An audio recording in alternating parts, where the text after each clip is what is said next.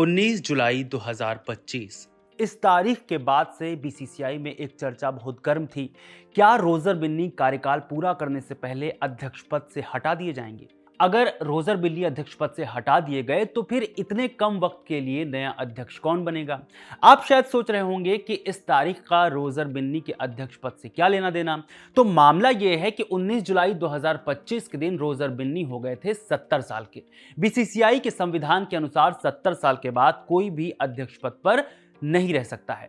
मगर इस बीच बिन्नी के लिए एक राहत की खबर लेकर आया मॉनसून सेशन में पास हुआ नेशनल स्पोर्ट्स बिल। क्या लिखा है इस बिल में? क्या यह बिल बीसीसीआई का संविधान बदल देगा? कैसे चुना जाता है बीसीसीआई का अध्यक्ष? अध्यक्ष के क्या काम होते हैं? इतिहास में कौन कौन से बीसीसीआई अध्यक्ष अपना कार्यकाल पूरा नहीं कर सके और क्यों? सौरभ गांगुली के साथ क्या हुआ था? आज के इस वीडियो में हम इन्हीं सवालों के जवाब देंगे। नमस्कार, मेरा नाम है रविशंकर, आप देख रहे हैं खबर गांव। साल 2022 में रोजर बिन्नी ने सौरभ गांगुली की जगह ली थी। तब बिन्नी की उम्र 67 साल थी। अध्यक्ष पद के लिए बिन्नी एकमात्र उम्मीदवार थे। नतीजा, उन्हें निर्विरोध चुन लिया गया था। मगर अब जब बिन्नी का कार्यकाल सितंबर में पूरा हो रहा है तो उससे पहले ही उनके पद पर संकट आ गया, क्योंकि वो 70 साल के हो गए हैं। हालांकि सरकार की ओर से लाए गए नेशनल स्पोर्ट्स बिल में बीसीसीआई अध्यक्ष की ये उम्र सीमा बढ़ाकर 75 साल कर दी गई है। माने अब वो अध्यक्ष बने रह सकते हैं, बशर्ते उनकी अंतर्राष्ट्रीय संस्था में कोई उम्र प्रतिबंध ना हो। उदाहरण के तौर पर अगर बीसीसीआई में उम्र का दायरा 75 तक किया गया हो तो इसके लिए आईसीसी की ओर से कोई रुकावट नहीं आनी चाहिए। अच्छी बात यह है कि आईसीसी के नियमों में कोई उम्र सीमा नहीं है, जिसके चलते अगर बीसीसीआई के स्टेट यूनिट सदस्यों को कोई आपत्ति नहीं है तो बिन्नी अपने पद पर बने रह सकते हैं। बिन्नी न सिर्फ सितंबर में होने वाली एनुअल जनरल मीटिंग यानी एजीएम तक अपना कार्यकाल पूरा कर सकते हैं, बल्कि अगर दोबारा चुने गए तो 75 साल की नई उम्र सीमा के कारण 3 साल का एक और कार्यकाल भी संभाल सकते हैं। बहुत हद तक अनुमान यही है, क्योंकि पीटीआई के अनुसार बीसीसीआई सूत्रों का कहना है कि रोजर सितंबर में बोर्ड की मीटिंग तक बने रहेंगे। उन्हें नया कार्यकाल मिलेगा या नहीं, यह बीसीसीआई से जुड़े सदस्यों और अन्य अधिकारियों के फैसले पर निर्भर करता है। हालांकि बिन्नी के 70 साल पूरे होने से पहले द हिंदू में छपी एक रिपोर्ट के अनुसार राजीव शुक्ला अंतरिम अध्यक्ष के तौर पर बिन्नी की जगह लेने वाले थे। हालांकि किसी कारण से ऐसा नहीं हुआ। अब यहां सवाल यह है कि जब बीसीसीआई के संविधान में अधिकतम उम्र 70 साल निर्धारित है तो बिल में ऐसा क्या है कि 5 साल बढ़ा दिया गया? तो इसे ऐसे समझिए कि बीसीसीआई अभी तक स्वतंत्र होने का दावा करता था, मगर नेशनल स्पोर्ट्स बिल गवर्नेंस के संसद में पास होते ही बीसीसीआई नेशनल स्पोर्ट्स फेडरेशन की निगरानी में आ गया है। यानी जो नियम, जो कानून नेशनल स्पोर्ट्स फेडरेशन बनाएगा वो बीसीसीआई को मान्य होंगे। सिर्फ बीसीसीआई को ही नहीं, इस फेडरेशन में आने वाले सभी स्पोर्ट्स को ये बातें मान्य होंगी।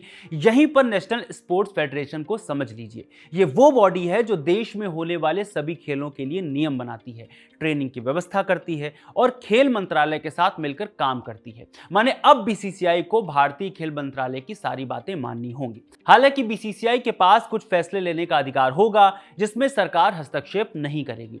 चलिए अब बीसीसीआई के संविधान से जुड़े उन नियमों पर ध्यान देते हैं जो हमें बीसीसीआई अध्यक्ष के बारे में बताएंगे। जिसमें बात एलिजिबिलिटी की करेंगे तो बीसीसीआई अध्यक्ष की उम्र 70 साल से ज्यादा नहीं होनी चाहिए, जिसे फिलहाल बढ़ाकर 75 साल कर दिया गया है। दूसरा ये कि अध्यक्ष भारत का नागरिक होना चाहिए। तीसरा ये कि एक शख्स 3 बार बीसीसीआई का अध्यक्ष रह सकता है। हालांकि इसमें एक शर्त यह है कि 2 बार अध्यक्ष रहने के बाद उसे 3 साल के कूलिंग पीरियड से गुजरना पड़ेगा। उसके बाद वो तीसरा पीरियड पूरा कर सकता है अगर चुना गया तो। बीसीसीआई अध्यक्ष के काम क्या होते हैं, जो सबसे जरूरी है? बीसीसीआई का अध्यक्ष जनरल बॉडी और एपेक्स काउंसिल की सभी बैठकों की अध्यक्षता करता है। बीसीसीआई अध्यक्ष वार्षिक खातों और सभी अहम वित्तीय दस्तावेजों पर काम करता है। बीसीसीआई का अध्यक्ष देश का सबसे शक्तिशाली क्रिकेट अधिकारी होता है। पूरे भारत के क्रिकेट प्रशासन के लिए वो जिम्मेदार होता है। अब बात उन लोगों की जिन्हें वक्त से पहले बीसीसीआई अध्यक्ष पद छोड़ना पड़ा। सबसे पहले सौरभ गांगुली ने अक्टूबर 2019 में बीसीसीआई अध्यक्ष का पद संभाला था। उनका कार्यकाल 3 साल का था, लेकिन सुप्रीम कोर्ट की ओर से लागू लोढ़ा समिति की सिफारिशों के तहत बीसीसीआई और राज्य क्रिकेट संघों में एक अधिकारी ज्यादातर 6 साल तक पद पर रह सकता है, जो हमने अभी आपको बताया था, जिसमें एक कूलिंग ऑफ पीरियड अनिवार्य है। गांगुली इससे पहले बंगाल क्रिकेट एसोसिएशन में 5 साल से ज्यादा समय तक प्रशासक रह चुके थे और बीसीसीआई अध्यक्ष के रूप में उनके कार्यकाल को मिलाकर यह अवधि 6 साल से ज्यादा हो चुकी थी। इसलिए उन्हें 2022 में अपना कार्यकाल पूरा करने से पहले पद छोड़ना पड़ा।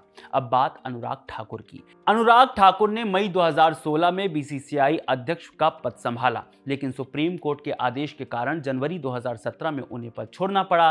सुप्रीम कोर्ट ने लोढ़ा समिति की सिफारिशों को लागू करने के लिए बीसीसीआई के प्रशासन में सुधार की मांग की थी।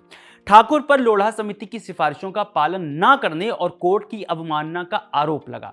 इसके परिणाम स्वरूप सुप्रीम कोर्ट ने उन्हें और बीसीसीआई सचिव अजय शिर्के को उनके पदों से हटा दिया। इस तरह ठाकुर अपना कार्यकाल पूरा नहीं कर सके। अब बात शशांक मनोहर की। शशांक मनोहर ने 2 बार बीसीसीआई अध्यक्ष के रूप में काम किया।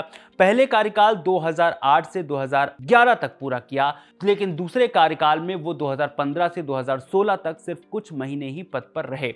दरअसल 2016 में मनोहर ने आईसीसी के अध्यक्ष का पद संभालने के लिए बीसीसीआई अध्यक्ष का पद छोड़ दिया था। अब सवाल कि कैसे होता है बीसीसीआई अध्यक्ष पद का चुनाव, तो बीसीसीआई के चुनावों को समझने के लिए देश के राजनीतिक चुनावों की मदद ले सकते हैं। जैसे बीसीसीआई को जब भी चुनाव कराने होते हैं तो एक इलेक्टोरल ऑफिसर की नियुक्ति की जाती है। ये इलेक्टोरल ऑफिसर चुनाव आयोग के पूर्व सदस्य होते हैं। इलेक्टोरल ऑफिसर चुनाव प्रक्रिया से जुड़ी तारीखों का ऐलान करता है। ये तारीखें बहुत महत्वपूर्ण हैं।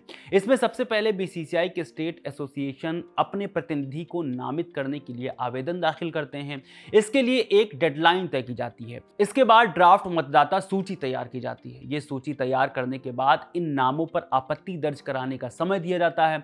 इन आपत्तियों की जांच करके बीसीसीआई फाइनल मतदाता सूची जारी करता है। इसके बाद बीसीसीआई नामांकन आवेदन मतलब कैंडिडेट का नॉमिनेशन दाखिल करने की डेट देता है। इन तारीखों पर जिनके नामांकन आ जाते हैं उनकी योग्यता की जांच की जाती है और फिर होता है उम्मीदवारों का ऐलान। आखिर में बीसीसीआई की एजीएम बैठती है और उसमें वोटिंग के जरिए बीसीसीआई अध्यक्ष, उपाध्यक्ष, सचिव, सहसचिव और कोषाध्यक्ष का चुनाव होता है। अब सवाल कि एजीएम में वोट कौन करता है, तो इसमें सिर्फ बीसीसीआई के फुल टाइम एफिलिएटेड मेंबर्स होते हैं। ये मेंबर्स आमतौर पर राज्य क्रिकेट एसोसिएशन के अध्यक्ष ही होते हैं। भारत में सभी 28 राज्यों के क्रिकेट एसोसिएशन के मुखिया इसमें वोटर्स होते हैं। हालांकि गुजरात और महाराष्ट्र से इसके 3 मेंबर्स हैं। जैसे महाराष्ट्र से Maharashtra cricket association, Pune cricket संघ और विदर्भ क्रिकेट संघ, जबकि गुजरात से Gujarat cricket association, Baroda cricket संघ और सौराष्ट्र क्रिकेट संघ होते हैं। हालांकि साल 2022 में रोजर बिन्नी को इस पूरी प्रक्रिया से नहीं गुजरना पड़ा था, उन्हें निर्विरोध चुना गया था। तो चलिए आखिर में बीसीसीआई अध्यक्ष रोजर बिन्नी के बारे में थोड़ा जान लेते हैं। रोजर बिन्नी 1983 में भारतीय क्रिकेट टीम का हिस्सा थे। उन्होंने टीम में अहम भूमिका निभाई। बिन्नी वर्ल्ड कप पे हाईएस्ट विकेट टेकर यानी सबसे ज्यादा विकेट लेने वाले प्लेयर बने। बिन्नी ने टूर्नामेंट में 18 विकेट लिए। बिन्नी भारतीय क्रिकेट टीम पूर्व खिलाड़ी तो रहे ही, उन्होंने रिटायर होने के बाद क्रिकेटरों को कोचिंग भी खूब दी है। साल 2000 में बिन्नी ने भारतीय अंडर 19 क्रिकेट टीम को कोच के रूप में वर्ल्ड कप जिताया था। इसके बाद बिन्नी साल 2007 में पश्चिम बंगाल टीम के हेड कोच थे। फिर कर्नाटक क्रिकेट एसोसिएशन की मैनेजमेंट टीम का हिस्सा होने के बाद 2000 में रोजर बिन्नी भारतीय क्रिकेट टीम के सिलेक्टर बने। नए गवर्नेंस बिल के बारे में आपकी क्या राय है, हमें कमेंट करके जरूर बताएं। बहुत शुक्रिया।